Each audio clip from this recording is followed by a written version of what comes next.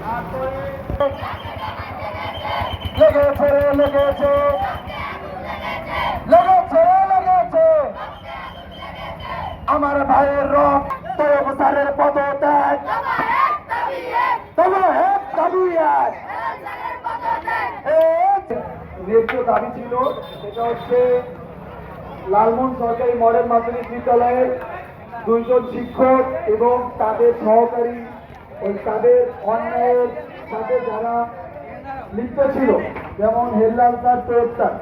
এই 2 জন বিভিন্ন অন্যায় অত্যাচার ঘুষ এইসবের সাথে জড়িত ছিল, যার পরিপ্রেক্ষিতে আমরা তাদের পদত্যাগ এবং বিগত দিনে যত দুর্নীতি ছিল, যত অনিয়ম ছিল, যেগুলোর বিরুদ্ধে আমরা সুস্থ তদন্ত নিতে বলেছিলাম এবং তাদেরকে স্বেচ্ছা পদত্যাগের একটা দাবি জানিয়েছিলাম। আমরা 72 ঘন্টার একটা আলটিমেটাম দিয়েছিলাম, যার কোনো কিছুই তারা মানে মাথা চাড়া দেয়নি, যার পরিপ্রেক্ষিতে আমরা আমাদের ওই আন্দোলন আবার পূর্ণবল ঘোষণা করে 1 দফা দাবিতে আবার আমরা মাঠে এসেছি এবং লালমোহন সরকারি মডেল মাধ্যমিক বিদ্যালয়ের সকল কার্যক্রম সবকিছু অনির্দিষ্টকালের জন্য বন্ধ ঘোষণা করছি এবং লালমোহন মহাসড়ক বন্ধ থাকবে যতক্ষণ পর্যন্ত ডিসি এবং ইউনো মহোদয় যারা আছে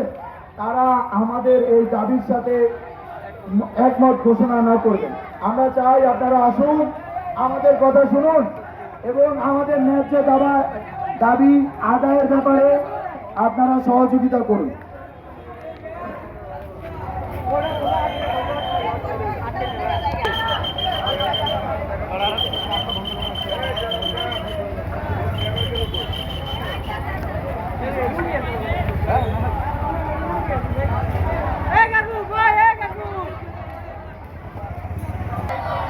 আমার বোনের রক্ত,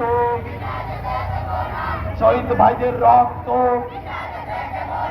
মুক্ত। অনেকে আছে যারা ওই তৈয়ব স্যার, ওই হেল্লাল স্যারের মতো নাটক করবো, ওই করবো কি আমরা অসুস্থ, আমরা রুগী, এডি মানাবো না, ওই ডাক্তারি কাগজ দেখতে হবে, ঠিক আছে? বাইপাস ওই রোড দিয়ে আপনারা চলে যান, যাদের অনেক জোর ওই করিম রোড লেগেছে রে লেগেছে লেগেছে লেগেছে রে লেগেছে লেগেছে রে লেগেছে আমার ভাইয়ের রক্ত, আমার বোনের রক্ত, শহীদ ভাইদের রক্ত,